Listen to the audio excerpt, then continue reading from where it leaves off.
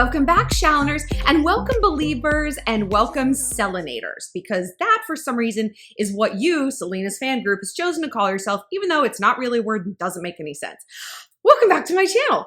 I wanted to do today a deep dive of Selena Gomez and Justin Bieber's relationship. You guys have been asking for this one for a million years, and it was really hard for me to figure out like what we can learn from it, because that's what we do here on this channel. We look at something that's going on in the news or pop culture and we kind of break it down, understand the psychology behind what's happening, and then look at how we can benefit from that information and how we can use that to apply to our own lives, right?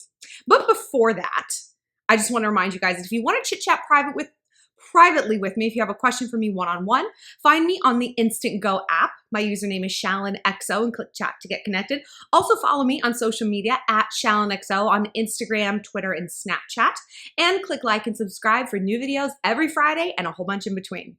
So yeah, for a long time, I was like, ugh, like, I don't want to just do like a Selena diss track because you just buckle up. But then I was like, all right, I think I finally found the tie-in. But first, before we can understand the overall deal with Selena, well, that's the thing. First, we have to understand the overall deal with Selena.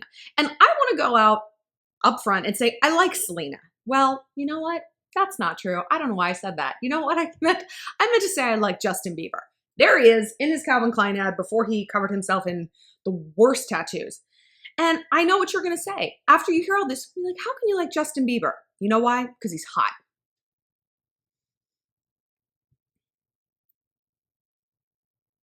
Okay, so Selena and Justin. So yeah, it took me a long time to figure out how to approach this topic because I just didn't want it to be like a complete Selena diss video. And then I realized the big takeaway. And we're going to work a little bit backwards here. Today, the takeaway is be careful what you do to get a guy. All right? Keep that in mind as I unravel this sad, sordid song of pop music. The thing about Selena Gomez is she's a heroin addict. If you guys don't know who I am and what I do, I ran Star Magazine for many years, and I have been in celebrity journalism for over a decade here in New York City. When I say I know something, like it's not like I've read it on the internet. Like I've spoken to assistants, I've spoken to off the record sources, and at Star for a long time, we would polygraph our sources. Like they were no joke. If it was a big story and we were going big with something, it was no joke. So, and this is when I was not at Star, but one time I think this is when Selena went to rehab. She's been many times. Hasn't been for anxiety. It hasn't been for depression. It has been for alcohol and for heroin addiction. How do I know this? Well, once a boss that I was working for, Selena had gone to rehab, and we do something in the industry, and I'm sure a lot of people in many industries do this. We basically bluff, and we say, hey, look, we know about like behavior X that they're doing, but we're going to pretend that there's something worse, behavior Y, so that they will deny that, but then say it's okay, we can write about the lesser behavior X. You'll see what I mean. So my boss called up Selena's rep, and this is on speakerphone. We knew that she was in rehab for alcohol, right? We knew that she's an alcoholic. And we wanted to get the rep to cop to that. So my boss is like, hey, we know she's there for her heroin addiction, total bluff, and booze, but if you will agree basically not to sue and just issue a standard denial, we won't write about the heroin thing. And we expected them to say, what are you talking about? She's not doing any of this, blah, blah, blah. We expected like a big thing. Do you know what the rep said? Thank you, please don't write about the heroin.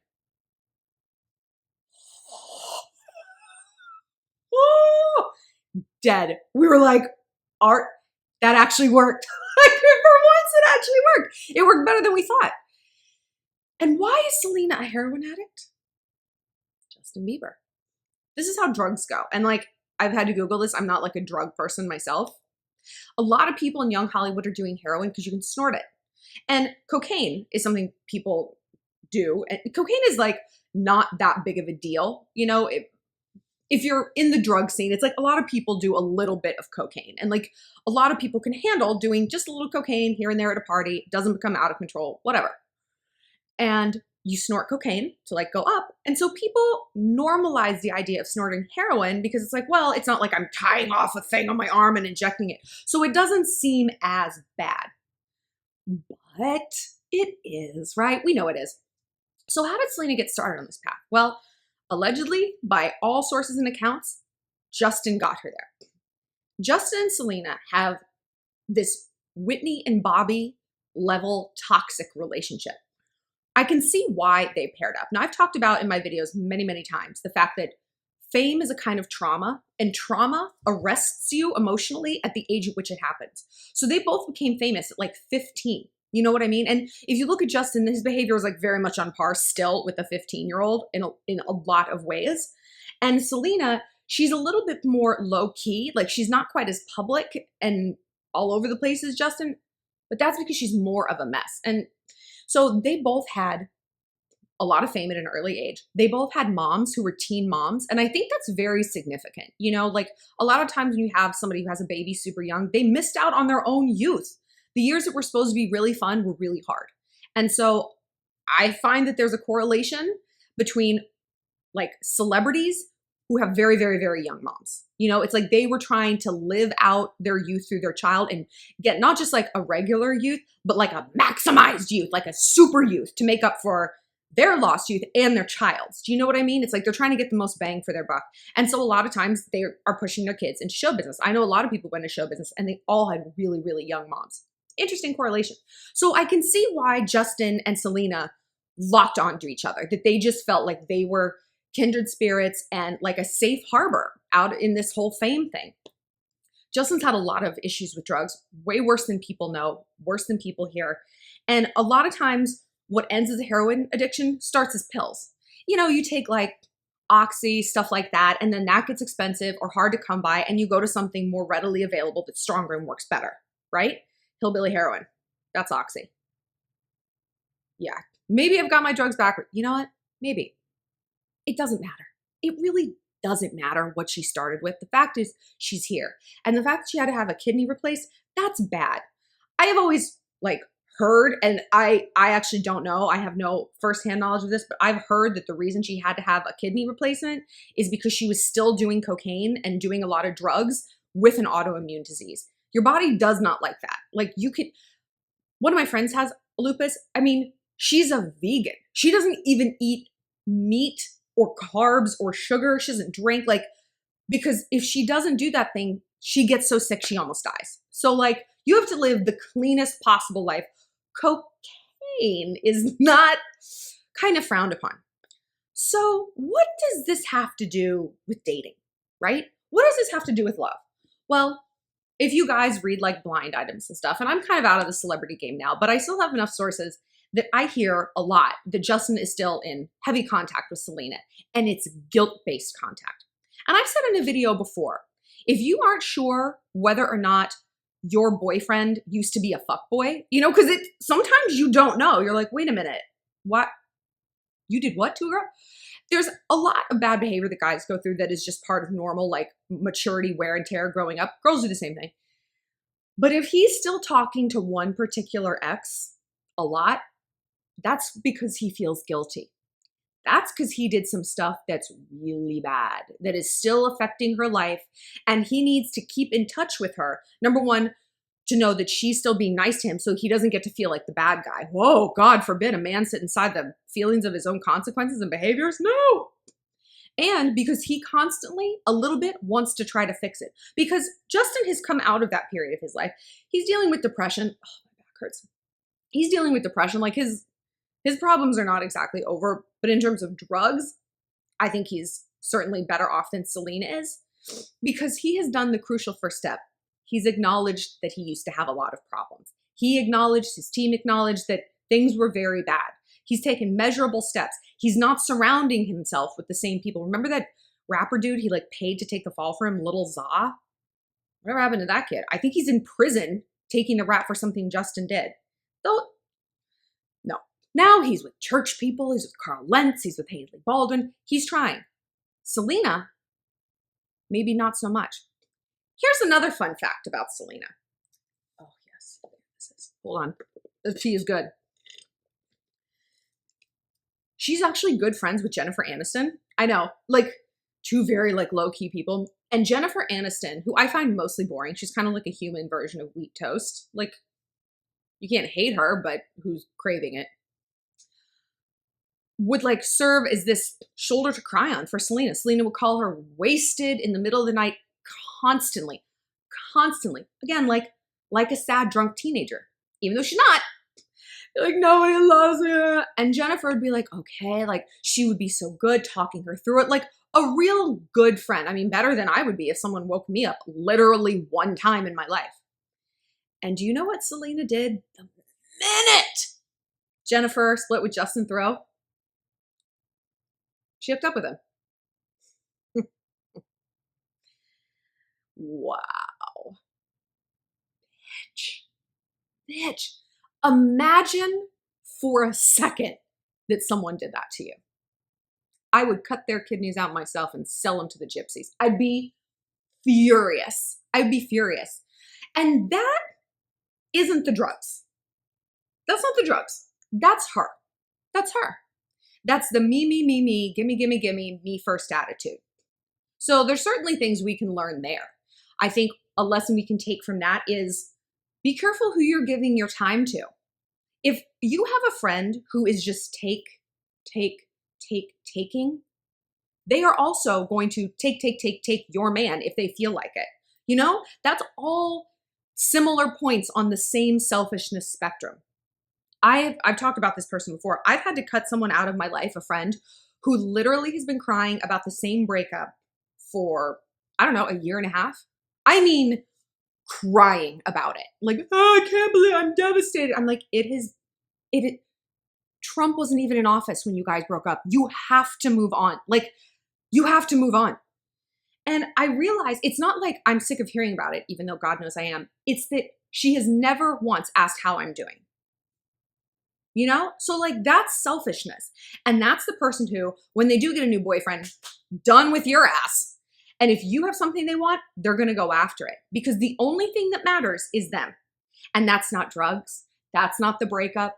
That's not a bad day. That is their pathology. And you have to protect yourself against these people. I did a video recently on things we can learn from narcissists, and I used Kim Kardashian as an example, even though I actually kind of now don't really think Kim is like an actual narcissist. I think she's just vain, just run-of-the-mill vain.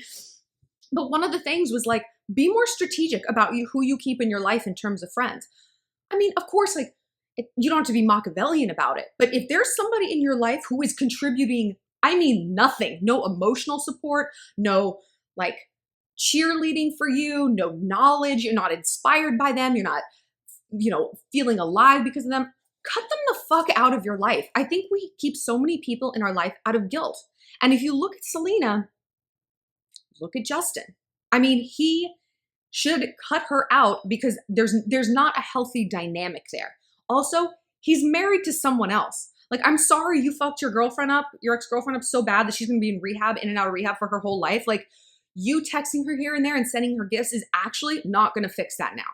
You have made that her own problem, and you need to move forward before you make another problem called Hailey Baldwin, your wife, being kind of mad at you.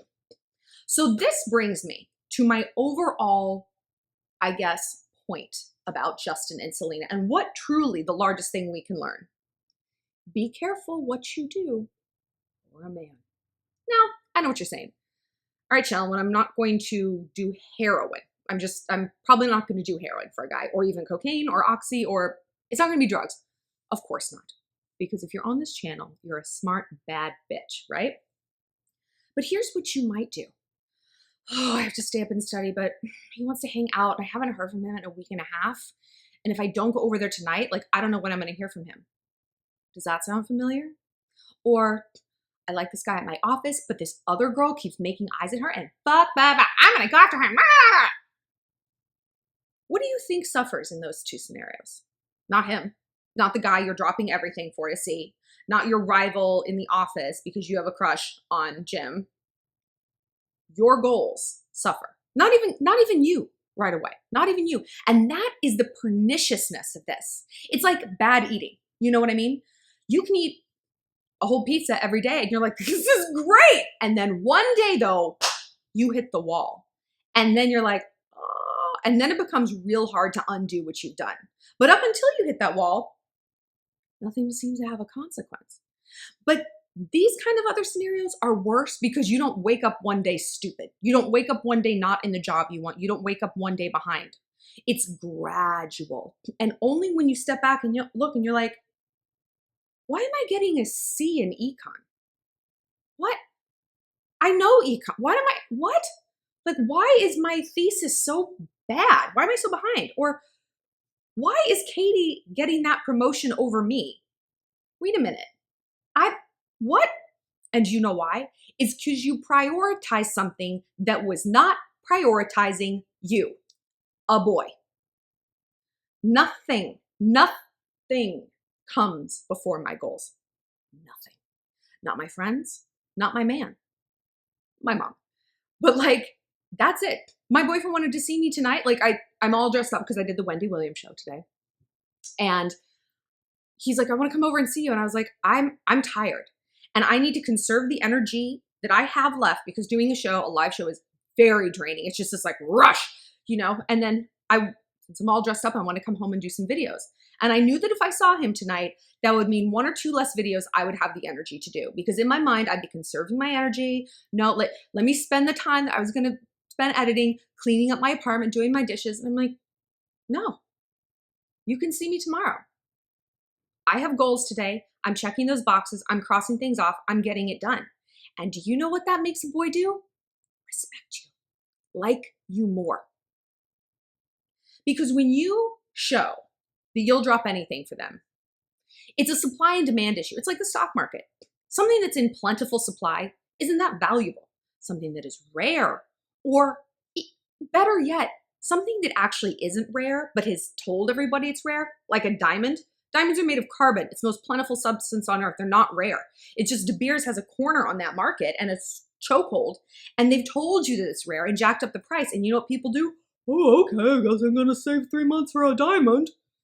You be that diamond. You're like, actually, I've got plenty of time. I'm just not going to hang out with you last minute because it's disrespectful. Guy's like, oh, okay. You have to engineer that diamond persona, You are, and sometimes you are rare. Sometimes you're the biggest, brightest canary yellow diamond in the whole wide world. We all are. But a lot of times it's like, no, I'm just prioritizing something different. And I am not playing hard to get. I am hard to get. And you need to understand where you fall on the spectrum. Because when a guy understands that, he will greatly value the time you do give him. He is going to be over the moon that you carved out a Saturday night just for him when he knows your Saturday nights are spent at the library, are spent on your YouTube channel, are spent on your Etsy shop, are spent with your best friends. He's going to be like, oh my God, I got the Saturday night slot. And he is going to bring his A game to that Saturday night slot, right? And he's also not going to try to mess with you because he's going to know that if he acts up, cut. Because he doesn't see you diverting everything you have into him. Because consciously or unconsciously, when we do that, you know what a person learns? I got her. And that's a friendship thing too. Don't you think Selena learned that about Jennifer Aniston? I would say maybe the second time Jennifer picked up that phone at 3 a.m. and did more than say, you can call me in the morning when the sun is up. When she's like, okay. Selena, consciously or unconsciously, because this is human nature, got the message, this is a soft touch. This is a weak spot in that fence. And I'm just going to keep on going for it until someone tells me no. That's weak character. I don't want someone in my life who is constantly testing me for weaknesses and exploiting what I know to be my strength. Jennifer Aniston, her shoulder, her empathy, that's a strength. That's something that her friends, pun intended, probably love about her and cherish about her. And then you see this bitch come along and she's exploiting it. And it all goes back to like, why did she let her relationship with Justin get like that? Now it's different. Obviously they were literal children. I mean, what kind of good decisions did you make at 15 when you were basically unparented and a celebrity worldwide? I can't imagine, can't put myself in those shoes. But we can kind of pull back and extrapolate a little bit and learn from that, and apply that to that basic dynamic and that basic headspace into something larger that we can learn from. So the next time you are doing these micro concessions that I call them, like these micro compromises.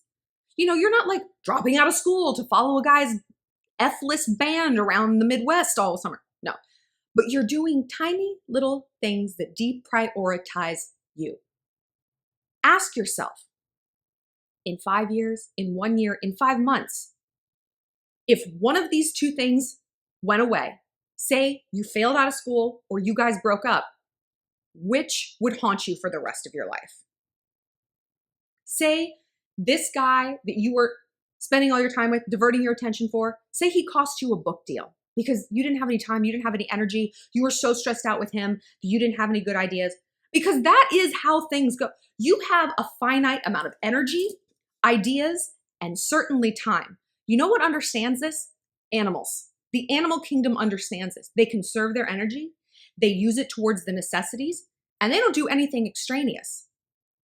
I always remember being told as a kid, like, never chase an animal, like a wild animal, like a bird or something like that, because they have only so much energy and they just used it all getting away from you and not a real predator. And that like stuck with me as like a human lesson. Like, I'm not going to use my enemy getting away from something that isn't necessary, diverting it towards something that isn't helping me.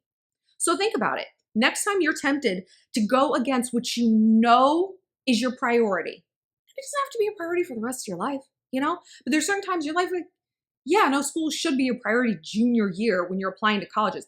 That's when school needs to be your priority. Maybe not second semester, senior year of college. Fine, go be a hoe, do whatever you want. But set those priorities and stick to them because you only get one shot at that. Also, Selena buys all of her Instagram followers. The end. And for more, find me, like I said, on Instagram, Snapchat, and Twitter at ShallonXO. And if you have a private one-on-one question, if you want to talk about love, family, friends, Justin, find me on the Instant Go app. My username is ShallonXO, and click chat and click like and subscribe for new videos every Friday and a whole bunch in between. You better believe it. Mwah.